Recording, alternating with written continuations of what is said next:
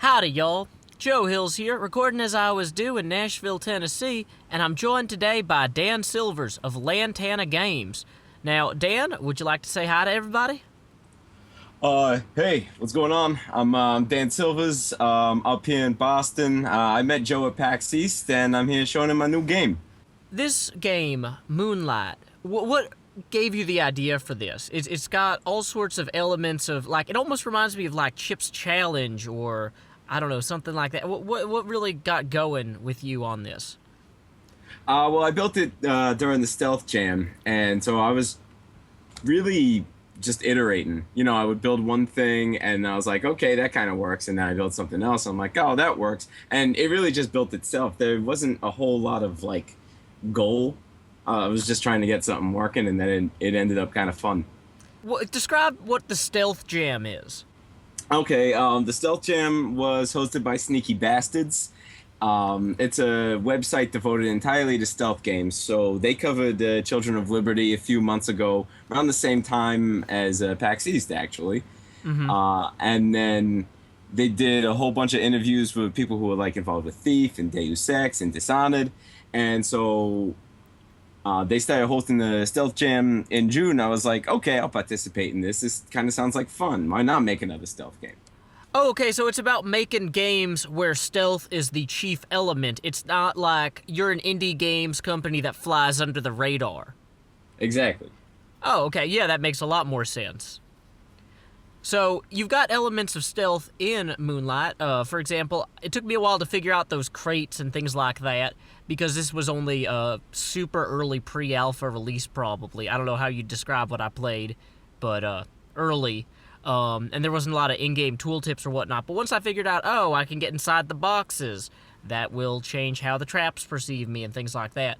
It really kind of changed the way that I was playing the game. Because I didn't realize up front that it was a stealth game. I thought it was just a puzzle game where you walk around and you pick up the gems.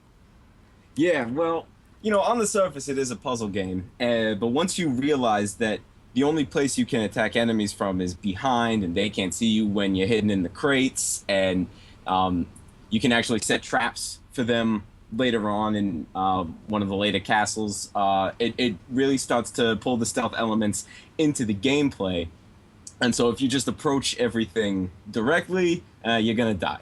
But if you think about it first and you're a little bit more sneaky, you can get through no problem. Also, I remember in Moonlight, you had all sorts of different elements where you start having, I don't know if you'd call it deformable terrain, where you had those crack and ice bits and whatnot. And that really added a whole additional puzzle element, because you can't necessarily cross over the same thing twice, or you got to be super quick about it. Now, were you just getting these ideas during the jam? Like, that was what, a 24, 72-hour thing? Or were these ideas that you added in later iterations? Well, during the jam, I was only able to get the first castle done, so there aren't really any environmental traps in there except for the turrets. And then the ice castle came, I think, about 48 hours after the stealth jam was completed. And so I was like, okay, I'm going to make another castle because I want to get this up to 10 levels. So, I was talking with my programmer, and I'm like, okay, I want to do snow level because it's a game. It needs a snow level. What are some cool things I could do with ice? And so I tested out, like, whenever you walked around, they would leave cracked ice behind you, and then if you stepped over it again, you would fall through. And that just ran into some RAM issues doing that, because it was creating a lot of objects in the scene. So I went with a more specified layout for everything, and it works. It does create scenarios where you have to follow specific ways through the level, or else you're gonna die. But I kind of like that. It leads into the puzzle element of the game. Yeah, and I didn't, like I said, in the first level or two, I'm just kind of looking at it, and I'm like, okay, I get the key, and I leave. Or, like, there are additional gems I can get, but I'm not sure why I want all the gems. But once I started, okay, I can do the crates, I can do the ice, everything really starts kind of coming together and making it feel like a mental, or it becomes a lot more intellectually engaging. as you progress through the game. Like, obviously early on, you just have to learn how to walk and move and shoot, or not shoot, but, stab. Avoid getting shot, if you will. But then, it adds that additional depth as you progress. Now, I know you've got a Kickstarter going. Could you speak briefly about or highlight a few of the levels of support or the rewards for those levels? Yeah, absolutely. So, I'm gonna be selling the game for $5. So it's nice and cheap. So you donate $5 on the Kickstarter, you get the game. At $25, you can design a level. At $200, I'll give you a VIP pass for any convention we're ever at. So if there's like a line that people want to play our games, you just wave the pass and I'll bring you up front because you're awesome. You gave us $200. Yeah, that sounds like a crazy awesome thing to have, that little pass. Because I was thinking about that, and I was, it wasn't that hard to come talk to you at PAX East. No, I mean, to be fair, we had the smallest booth in the place. I mean, you saw it. It was tiny. Well, no, there was an antique phone booth or police box or something that might have been a bit smaller, but yeah, it's one of those things where I feel like the access, now that pass never expires, so, once Lantana is the next Electronic Arts, and you're debuting at E3 and whatnot, that pass is going to be worth a lot of money. That's an upfront investment. It's going to have increasing returns over time, definitely. Especially if we can work it out with like the enforcers at PAX or security at E3. It's like, hey, we did this Kickstarter and we gave out VIP passes to anybody who gave us a bunch of money. If they wave this pass at you, wave them to the front. Just bring them on up. Mm-hmm. Now, I wanted to ask briefly about the subtitle, Mistress of Mischief. Mm-hmm. Now, that's good because it's got the alliteration, but there's also some questions of morality.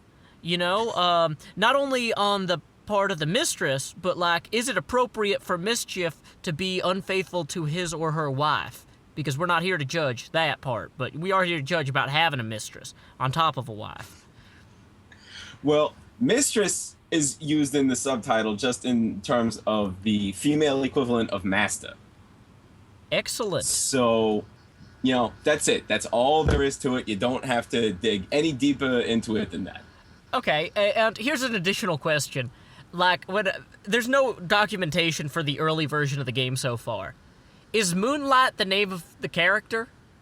Or is Moonlight is, in fact, the name of the woman you play in the game. Okay, so Moonlight literally is the Mistress of Mischief. You're not the Mistress of Mischief operating under Moonlight, which, also works on 2 levels because the word Moonlight is above. It actually works on 3 levels, Joseph. It works in that it's her name. Mm-hmm. She operates under the Moonlight, and she is a Moonlighter. Mm-hmm. So this is her second job. Yeah. Well, she's a thief. Well, no, moonlighting is when you have 2 jobs. Moonlighting is your second job after you get home from your, normal day job. So, for example, when George Jetson would go from working at Spacely Sprockets to operating a taxi at night, taxi operating was moonlighting. He was moonlighting. Yes. Yeah. So what's Moonlight's day job? Will we find out as we play through the game? Well, now that you've pointed that out, I may have to think of something. So I saw that at one level, or at multiple levels, the people can design their own. I shouldn't have said levels. At some of the reward tiers, backers can generate their own levels for you guys to integrate into the game. And so who knows, maybe one of those levels might actually give some clue to Moonlight's, day job as a sous chef or whatever a tailor is. Is it a tailatrix? Because I know navigator in the female form is navigatrix. So tailor might be tailatrix. I'm not sure. I'm not entirely sure of that, Joe. I don't have the statistics in front of me to back that up. But yeah, at $25, people can design their own level. And my goal is to make enough money on this so that I can actually make a level editor. Mm-hmm. So probably at the start of it, I'm going to let people send me just like sketches of a level they'd like to see. Or if they have our engine, Multimedia Fusion, I can send them sort of a template that they can build their level out in using that until they get the editor done. Okay. And another question, just kind of to keep hitting the Kickstarter thing. Now, normally when people say they have a target for their Kickstarter, they have specific expenses that the money is going to go to. For example, when I did my Pitfalls and Penguins Kickstarter, which fortunately funded, we need that money to physically print the book. Now, for Moonlight, Mistress of Mischief, could you speak a little bit about what you're planning on spending your $25,000 goal toward? Well, that would be going toward paying contractual costs for the most part, in terms of bringing on the animator, finding some good music. Those costs specifically can ramp up very, very quickly, depending on who you get to do the work for you. When we ran the Children of Liberty Kickstarter, a lot of people pointed out $5,000 is not enough to make this game, and no, it wasn't. So we got our families to back us up a little bit for that game. And then for this one, I was like, okay, if I'm gonna give this game a shoestring budget, it still needs to be something that I can make something with. So, with the $25,000, you're talking about bringing on an animator and musicians or musician. Yep, and composer. Yeah. That means that the animation and the music that's in the game currently is just placeholders, essentially. Yeah. The music there was done by a guy named Kevin MacLeod, who does open source music, and his license agreement on his website basically says, "Use my music, just use it. Don't say who I am, just use it." Awesome. So I've used his stuff like for my trailers and threw it in for Moonlight. But I do want to get something legitimate in there, especially now that I'm charging for it. That makes a lot of sense. Yeah, you want to make sure that people get something back that they're going to enjoy. Do you have any long-term targets that you'd like to discuss in terms of what platforms you hope to release on? Well, right now it's Windows PC. However, the engine can export to iOS and Android and XNA, and technically also Mac and Linux, but I've heard a lot of problems coming from those builds, so I've abandoned them in the meantime until I can figure out what exactly is wrong. That makes sense. Now, would some of the donation money, I see at the $50,000 stretch goal level, you mentioned having a Mac downloadable. I'm assuming there's some expenses there just because you need to have additional hardware to test everything on the Mac and whatnot. Yeah, I'm a PC guy, so at those stretch levels, especially if I'm going to go Mac and mobile and whatnot, I would need to load up on some equipment. No, that makes a lot of sense. Now, if you did do something with iOS, have you thought of a control scheme? Because in Moonlight, you pretty much, or whoever the player is, uses the arrow keys to move around. Would you have one of those integrated D-pads, or would you use the tilt sensor? I would not and let do people... an integrated D-pad. I think the way I would do it is you would actually tap in a direction around Moonlight herself to move her, and then there would just be a little action button down in the corner that you would press to make a stab or move around in a box and whatnot. Excellent. And one thing I also noticed is that the little stabbing blade is the selected item. Will there be more items to select there or stab are more with? items on the way. There's actually a donation level on the Kickstarter where you can design an item and I'll put it in the game. Right now the ones I thought of are basically the Zelda defaults. Okay. And so I'm like, let's sword. see what other people can come up with, because putting in a crossbow and a bomb, that's fine. But how much further is that really going to take the gameplay? So let's see what people can come up with. Maybe there'll be some magic spells. Who knows? Yeah, you want people to suggest things that are a little bit crazier. Like, anybody could suggest bear trap. You want somebody who's going to suggest zebra trap. Exactly. Which has distinctive stripes and looks a lot more visually appealing. That sort of thing. Okay, well, I'm thinking that this looks like a pretty promising project. Is there anything else that you'd like to say? I'd just like to say, if you are planning on donating, I will love you forever. And, Joe, you specifically, come back to Boston at some point. Let's get some drinks. Let's hang out, because we did not get to hang out much at PAX. And I've been watching your YouTube stuff for a while now. I like it. Of course, I like Minecraft. Who doesn't like Minecraft? So, I think that about covers it, yeah. Well, that sounds awesome. In terms of the drinks thing, I'm going to warn you, I've got a baby on the way that's going to be born shortly before PAX, so I probably won't be able to make it up to Boston for PAX this year. But hey, if there's any other big conferences up there, feel free to send me a message on Twitter. Let me know, because I'd love to hang out. And also, if you end up coming down to Nashville for any conventions, I mean, we don't necessarily do anything absolutely huge, but we have a few things here and there. So, like, we got Geek Media Expo in late October. That just little stuff like that that's only in the, 10 to 20,000 person range. I will definitely try to make it down to Nashville at some point, Joe. For you, I'll try to make it down. In terms of other events happening up here in Boston, though, if you're up here, there's the Boston Festival of Indie Games happening on September 22nd next month. It's free to the public, and it's going to be fantastic. We got games, we got movies, we got speakers, we got everything. Pretty much, if I have any viewers who are watching this from Boston, free to the public's pretty cheap. What was the name of that again? That is the Boston Festival of Indie Games. That's bostonfig.com and @bostonfig on Twitter.